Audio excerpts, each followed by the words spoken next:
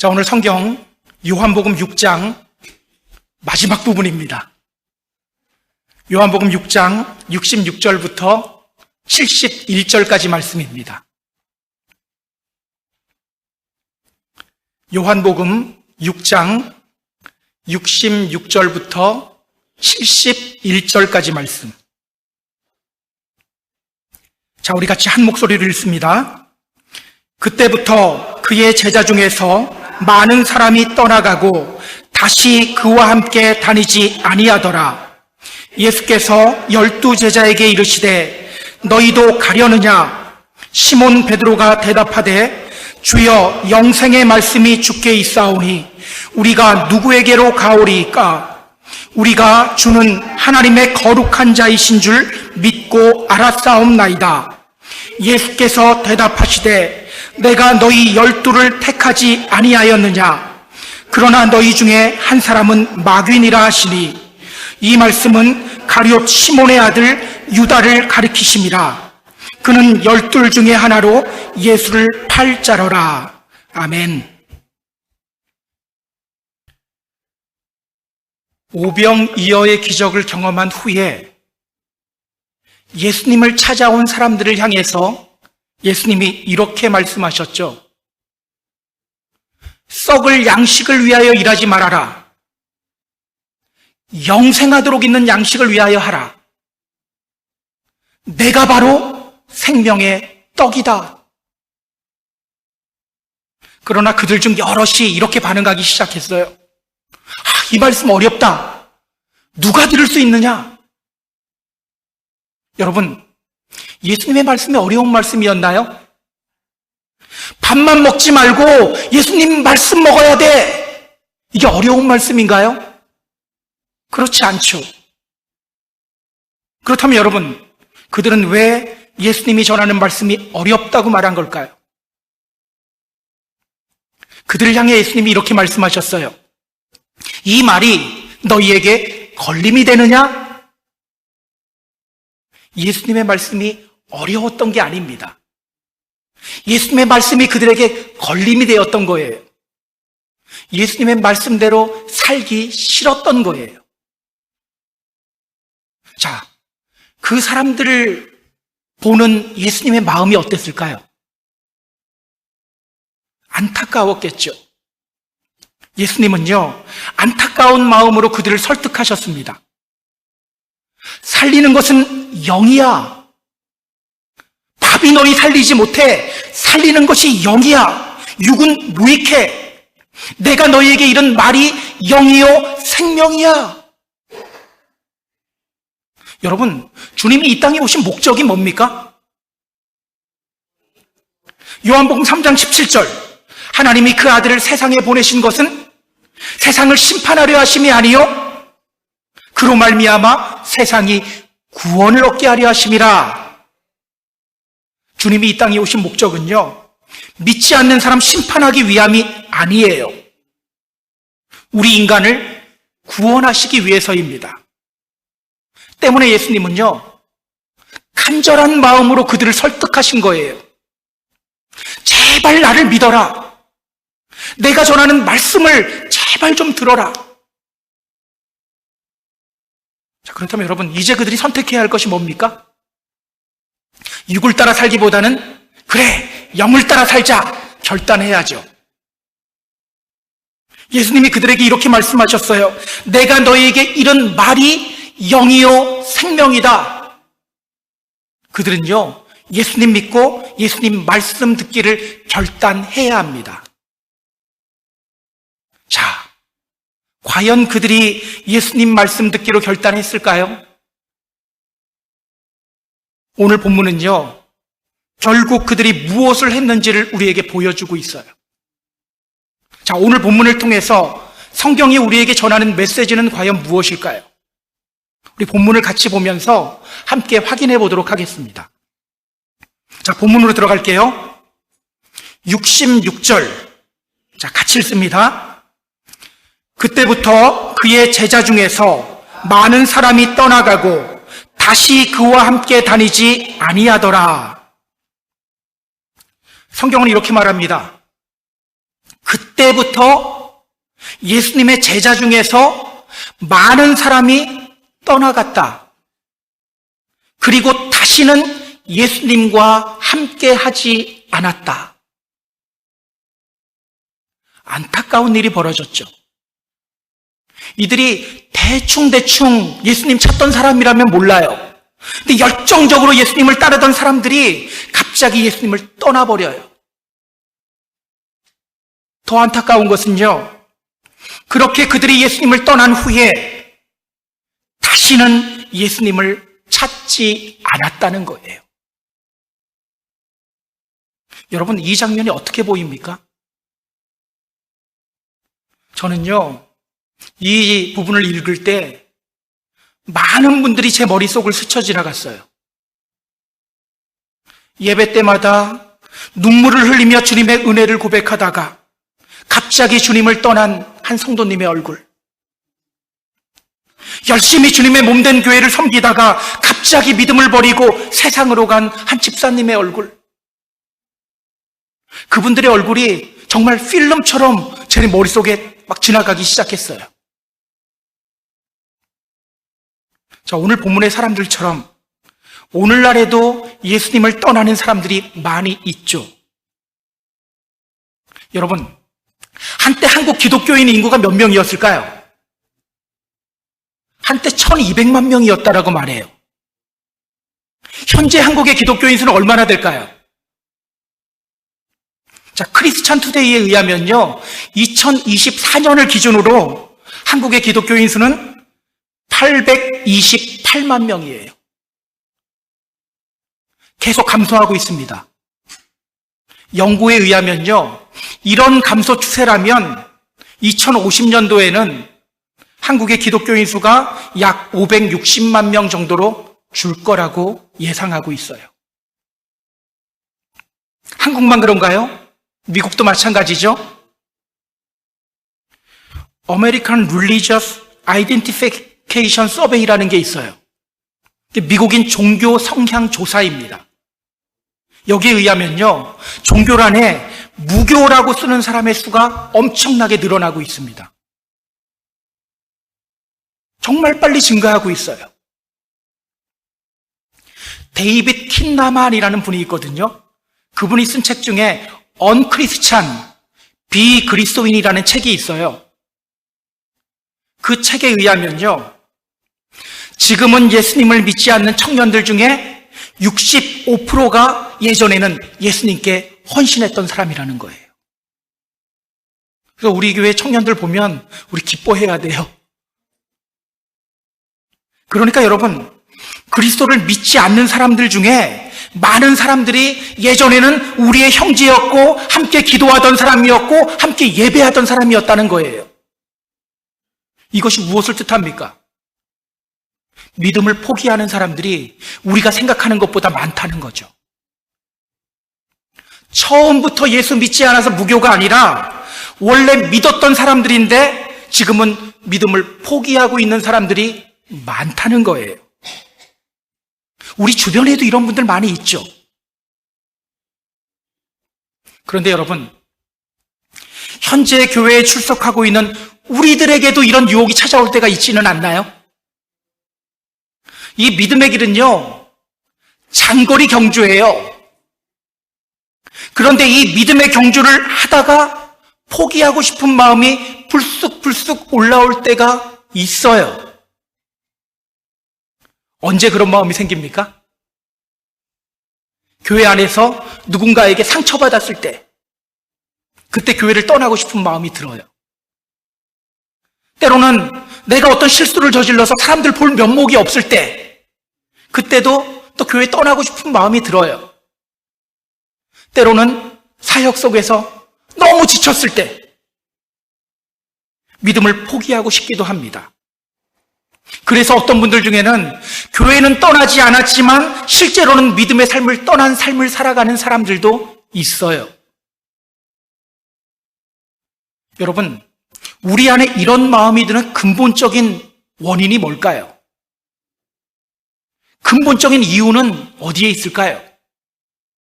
우리 한번 생각해 봐야 합니다. 사람들이 교회를 떠나는 이유가 뭘까? 사람들이 교회 떠나는 이유가 뭘까? 여러분은 그 이유가 뭐라고 생각하십니까? 교회 안에서 상처받아서 떠나는 걸까요? 교회에서 하는 일이 너무 버거워서 지쳤기 때문일까요? 케빈 슈럼이라는 목사님이 있어요. 이 목사님이 사람들이 교회를 떠나는 이유에 대해서 조사를 해봤어요. 많은 사람들을 만나서 조사를 하고 인터뷰를 했습니다. 모두 나름대로의 타당한 이유가 다 있었어요. 교회가 도덕적 이슈에 민감하지 못합니다. 교회가 너무 율법주의적이고 편협합니다. 교회 사람들의 신앙과 삶이 하나가 되지를 않았어요. 교회 안에 사랑이 없고 따뜻함이 없어요. 이렇게 나름대로 다 이유가 있었어요. 그런데 여러분, 이 목사님이 그 사람들을 연구하고 조사하면서 발견한 것이 있어요. 그게 뭘까요? 그들 안에 구원의 확신과 구원의 기쁨이 그리 크지 않다는 거예요. 영생에 대한 갈급함이 크지 않다는 거예요. 그렇다면 여러분, 사람들이 교회를 떠나는 진짜 이유가 뭡니까? 영생에 대한 갈망이 별로 없기 때문입니다. 주님을 믿는다고 하지만 영생에 대한 갈급함이 별로 없기 때문이에요.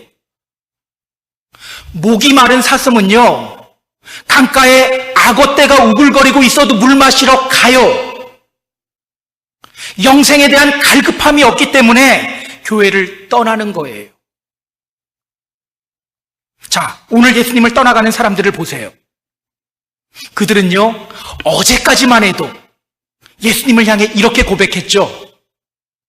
이는 참으로 세상에 오실 그 선지자라. 그리고 열정을 가지고 예수님 찾았어요. 예수님을 찾아서 갈릴리 바다를 건너서 왔어요. 그런데 그들이 그렇게 열정적으로 예수님 따라다닌 이유가 뭐였나요? 그들을 향해 예수님이 이렇게 말씀하셨죠.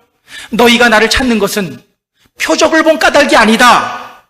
떡 먹고 배불렀기 때문이다. 썩을 양식을 위하여 일하지 말아라. 영생하도록 있는 양식을 위하여 하라. 그들이 예수님 열심히 따라다닌 이유는요, 단지 육신의 배를 채우기 위함이었어요. 그 결과 이렇게 주님을 떠나게 된 겁니다. 비록 그들이 예수님을 향해 메시아라고 고백했지만 그들의 관심은 예수님이 아니라 육신의 배를 채우는 것이었어요. 비록 그들이 열정적으로 주님 찾았지만 그들의 관심은 예수님 말씀 듣는 것이 아니었어요. 영생에는 관심이 없었어요. 그 결과 이렇게 예수님을 떠나가게 된 겁니다. 기억하세요. 우리도 마찬가지입니다. 우리가 현재 믿음의 자리를 지키고 있다고 하더라도 우리 안에 영생에 대한 갈급함이 없고 육신의 것들만 계속해서 눈에 들어온다면 우리도 어쩔 수 없어요. 우리 역시 오늘 본문의 사람들처럼 언젠가는 예수님 떠나게 될 거예요. 그래서 여러분, 제가 매일매일 기도하는 게 있습니다. 이 기도는요, 제가 매일 해요. 디모데후서 4장을 보면 바울이 이렇게 외치죠. 나는 선한 싸움을 싸우고 나의 달려갈 길을 마치고 믿음을 지켰다. 이제 후로는 나를 위하여 의의 면류관이 예비되었다. 저는요, 매일 이 기도를 합니다. 주님, 저도 바울과 같이 저렇게 고백하고 싶어요. 믿음의 경주, 저 끝까지 달려가고 싶어요. 왜냐? 우리 언제 주님 떠날지 몰라요.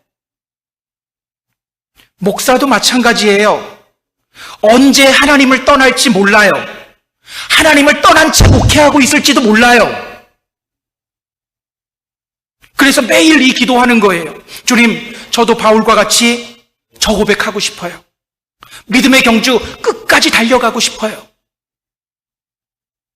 저는 우리가 이 믿음의 길 포기하지 않고 끝까지 달려가는 믿음의 성도님들이 되었으면 좋겠어요. 자, 그렇게 하기 위해서 우리가 매일매일 점검해야 할 것이 있죠? 그게 뭡니까? 나에게 정말 영생에 대한 갈급함이 있는가? 나에게 정말 영생에 대한 갈급함이 있는가? 이걸 점검해야 돼요.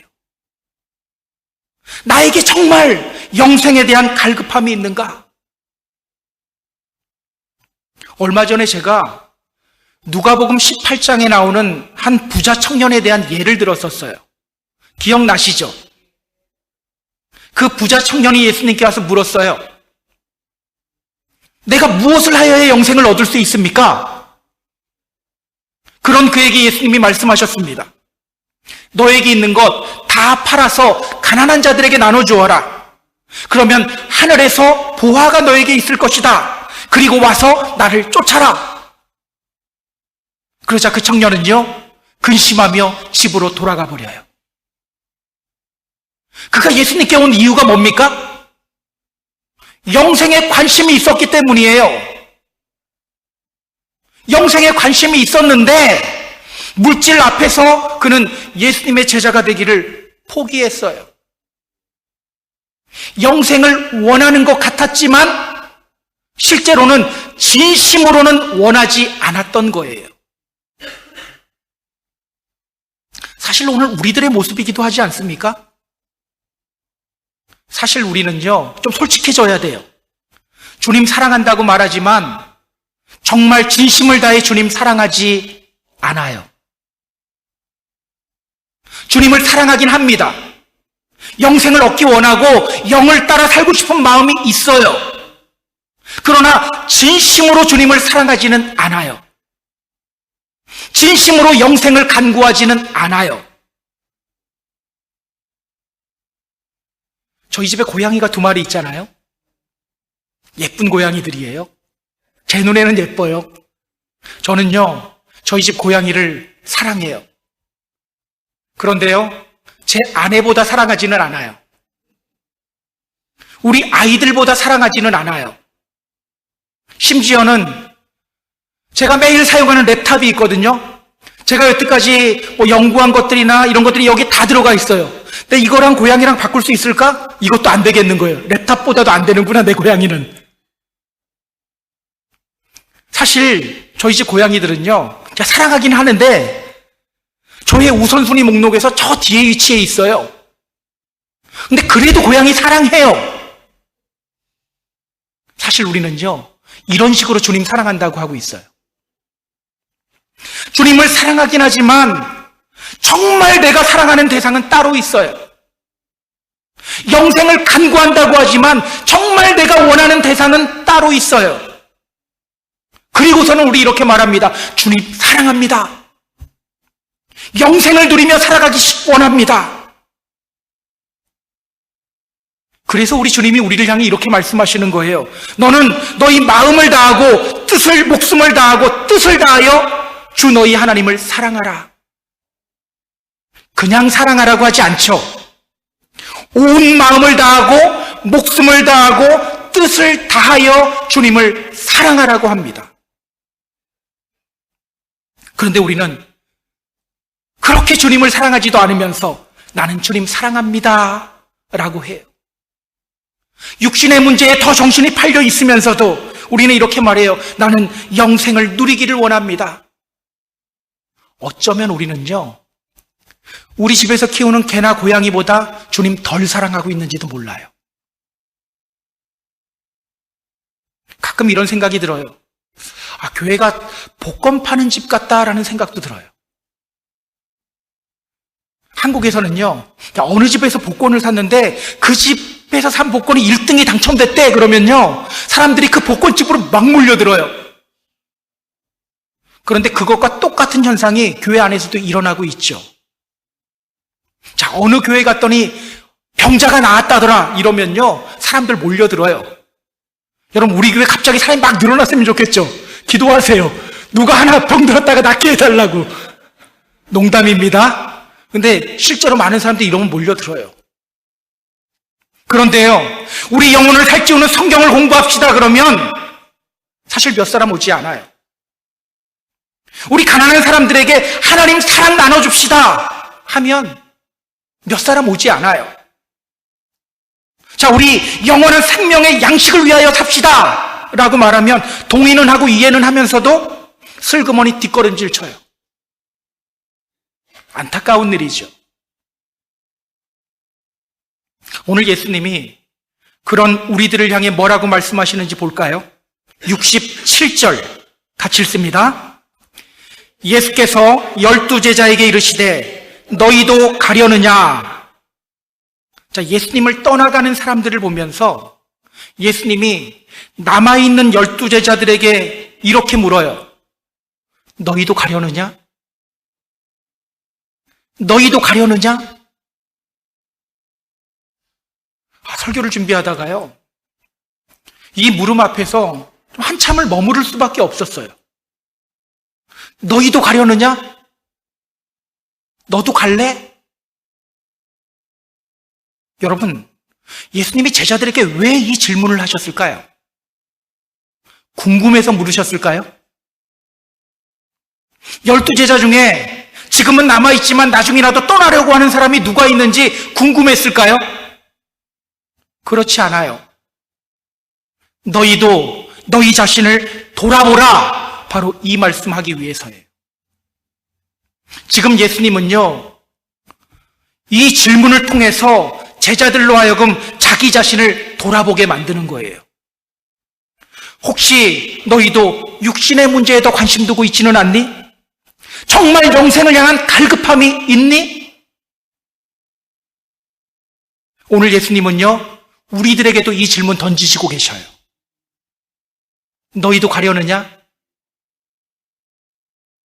혹시 너희 안에 이 사람들과 똑같은 모습이 있지는 않느냐? 신앙생활 하고 있지만 실제로는 영생에 대한 간절함이 없지는 않느냐? 언제 떠날지 모르는 시한폭탄 같은 모습으로 신앙생활하고 있지는 않느냐? 저는 오늘 우리 안에 주님을 향한 갈급함이 회복되어졌으면 좋겠어요. 이 갈급함이 있으면요, 우리는 절대 주님 떠나지 못해요. 절대로 믿음의 자리 떠날 수가 없어요. 요즘 주님을 향한 이 갈급함이 사라진 채 믿음 생활하고 있는 분들 있죠? 왜 다 아닌 척 하세요? 있으면서. 주님께 기도하시기 바랍니다. 주님, 내 안에 주님을 향한 갈급함을 회복시켜 주세요. 영생을 향한 갈급함을 오늘 내 안에 회복시켜 주세요. 기도하셔야 돼요. 그리고 한 가지 더. 우리 주위에 함께 믿음 생활하다가 떠난 분들도 있죠? 그분들을 위해서도 기도하는 저와 여러분이 되었으면 좋겠어요. 자, 이어지는 본문을 보겠습니다. 68절 같이 읽습니다. 시몬 베드로가 대답하되 주여 영생의 말씀이 주께 있사오니 우리가 누구에게로 가오리이까? 너희도 가려느냐? 라는 예수님의 물음에 베드로가 이렇게 대답합니다. 주님, 영생의 말씀이 주님께 있는데 우리가 어디로 갑니까? 주님, 영생의 말씀이 있는데 우리가 어디로 간단 말입니까? 오늘 베드로는요, 12제자들을 대표해서 매우 놀라운 고백을 합니다. 주님, 영생의 말씀이 주님께 있잖아요. 때문에 우리는 절대로 주님 떠날 수 없어요. 저는요, 오늘 이 고백이 우리의 고백이 되었으면 좋겠어요. 주여, 영생의 말씀이 주께 있사오니 우리가 누구에게로 가오리이까? 이것이 바로 우리가 믿음 생활하는 이유요, 목적이죠. 이것이 바로 우리가 예수님 믿는, 우리가 주님의 몸된 교회를 출석하는 이유입니다. 여러분, 베드로는 어떻게 이런 놀라운 깨달음을 얻게 되었을까요? 베드로는 어떻게 이 놀라운 깨달음을 얻게 되었을까? 갑자기 지금 깨달은 거거든요. 자, 예수님이, 우리가 지금 요한복음 쭉 보고 있잖아요. 예수님이 지금까지 계속해서 강조하고 있는 말씀이 있어요. 바로 영생의 문제입니다. 영생의 문제, 계속 이걸 강조했어요. 요한복음 3장을 보면요, 하나님 나라 보겠다고 찾아온 니고데모를 향해서 예수님이 이렇게 말씀하셨어요. 우리가 잘 아는 요한복음 3장 16절.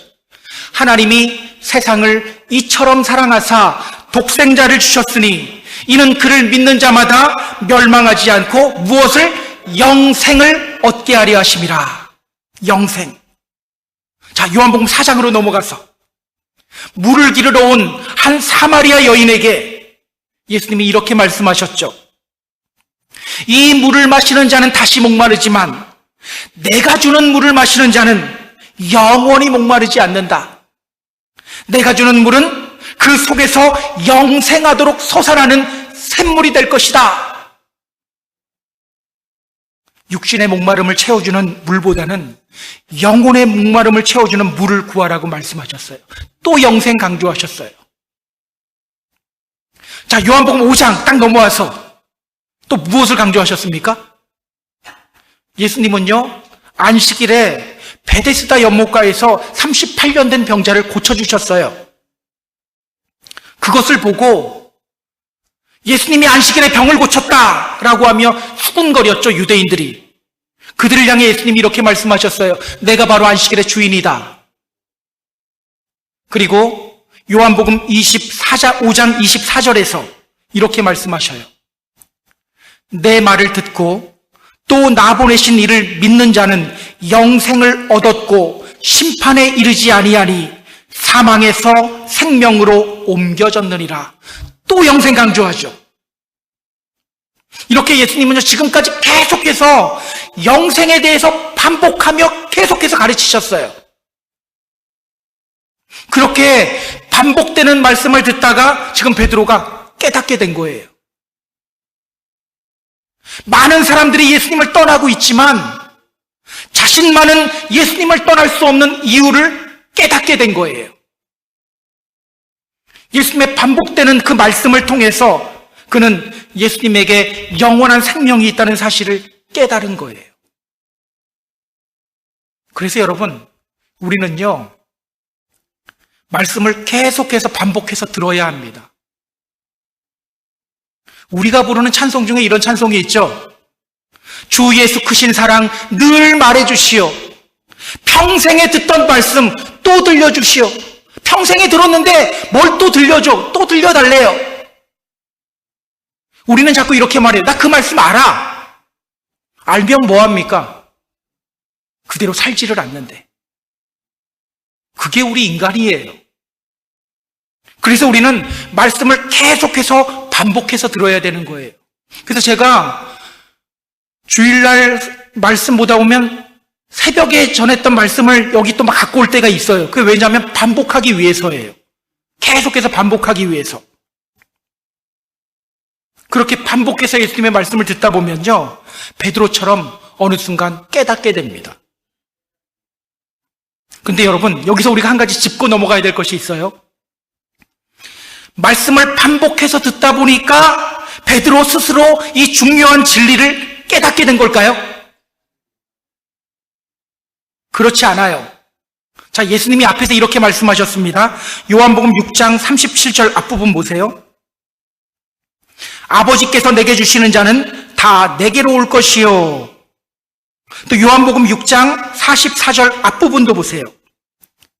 나를 보내신 아버지께서 이끌지 아니하시면 아무도 내게 올 수 없으니. 자, 오늘 본문 바로 앞에서도 말씀하셨어요.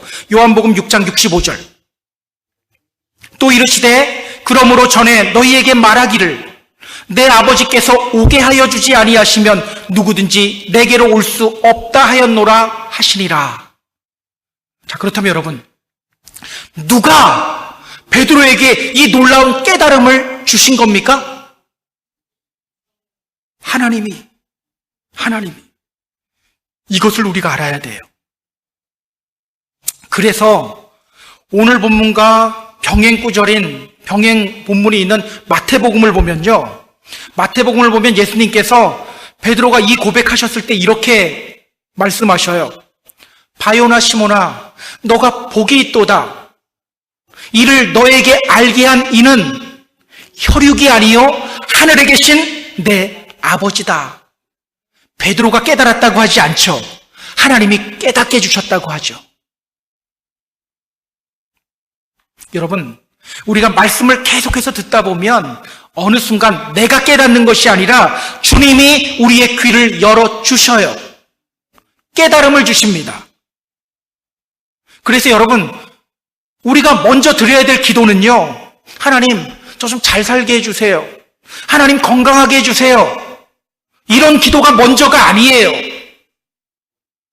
늘 말씀을 들으며 하나님, 깨닫는 은혜와 지혜를 허락해 주세요. 이 기도가 먼저예요. 믿음 생활 오래 해왔지만 주님이 어떤 분인지 모르는 분들 많아요. 믿는다고 하면서도 주님의 뜻과는 반대로 행동하는 경우도 많아요. 주님 사랑한다고 하면서도 힘써 하나님의 의에 복종하지 않는 경우도 있어요. 때문에 우리는요, 말씀 속으로 들어가며 깨닫는 은혜와 지혜를 구하는 기도를 먼저 해야 합니다.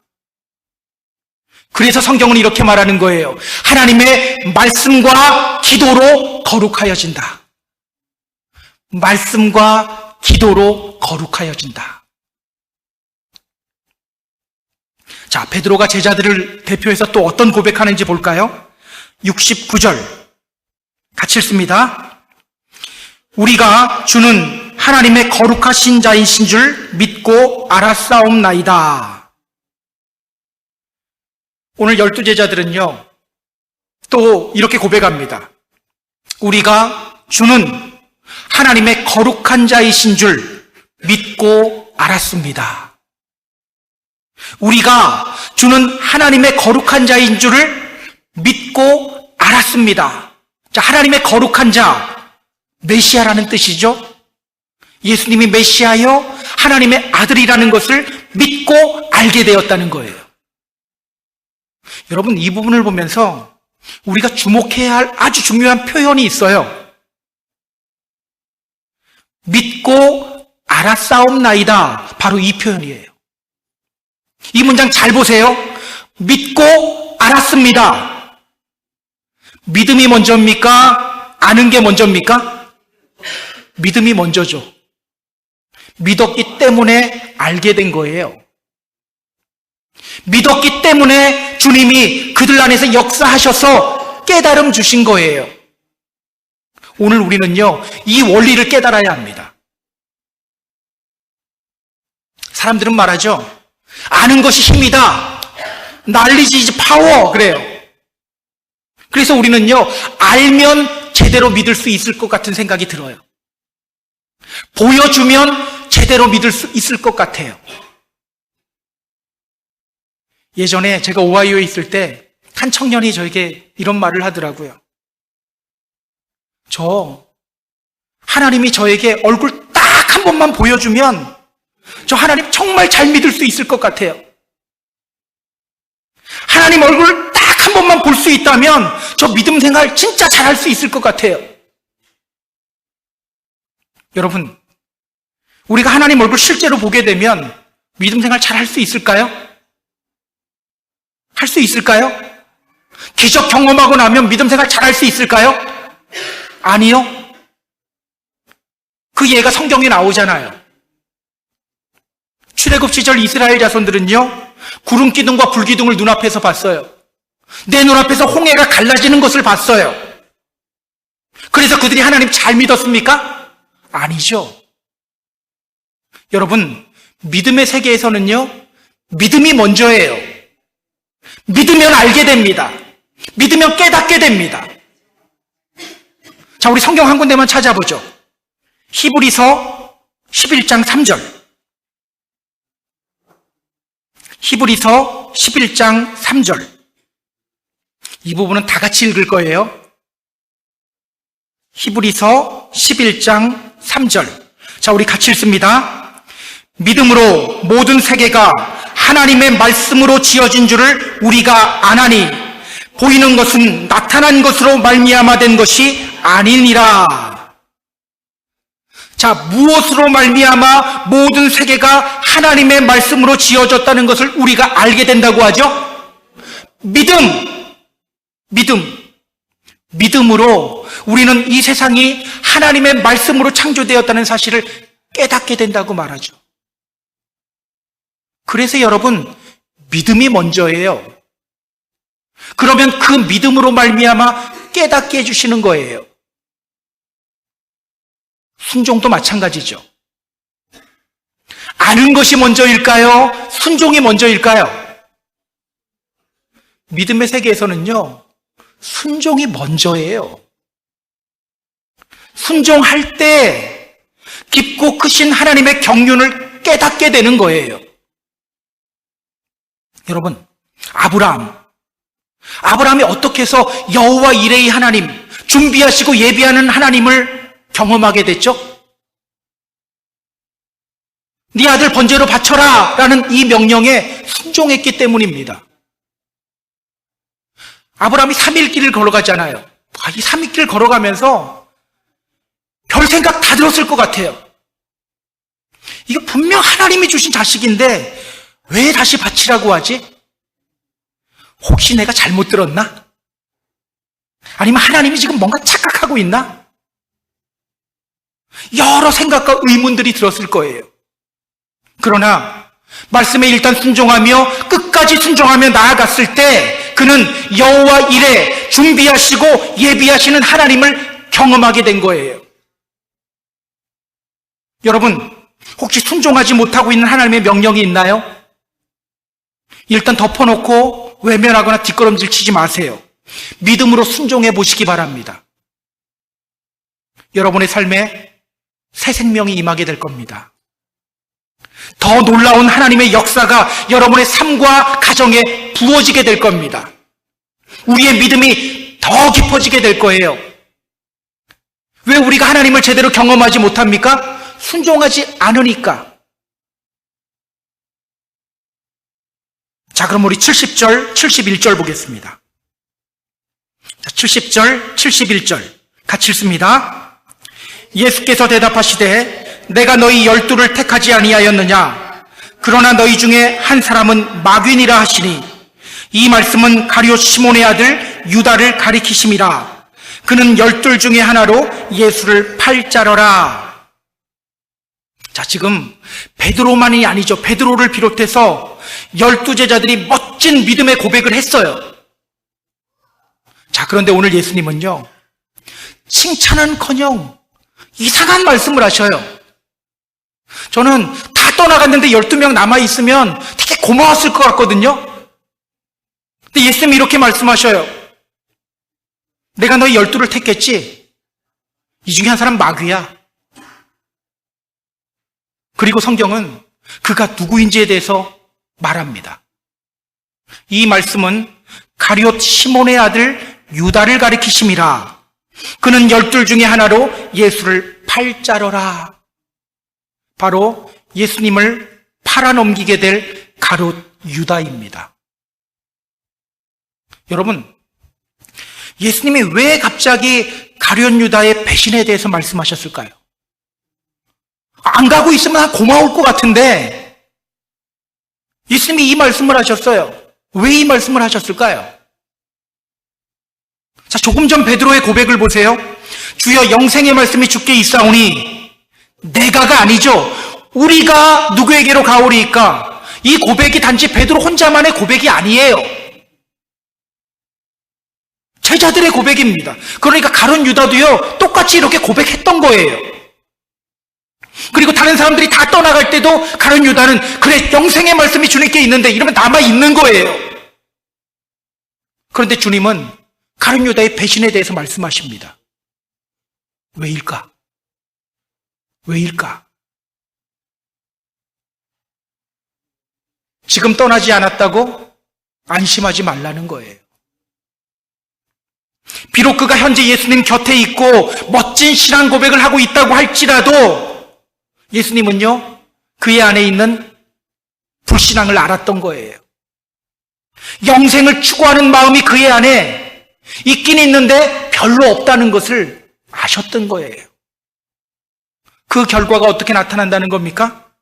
결국은 예수님을 배신하는 모습으로 나타나게 된다는 겁니다. 때문에 여러분, 현재 내가 교회에 나오고 있다는 것으로 안심하면 안 돼요. 교회에 나오고 있어도 우리 기쁨의 근원이 주님이 되지 못하고 다른 곳에 있으면 우리는 언젠가는 다 주님 배신해요.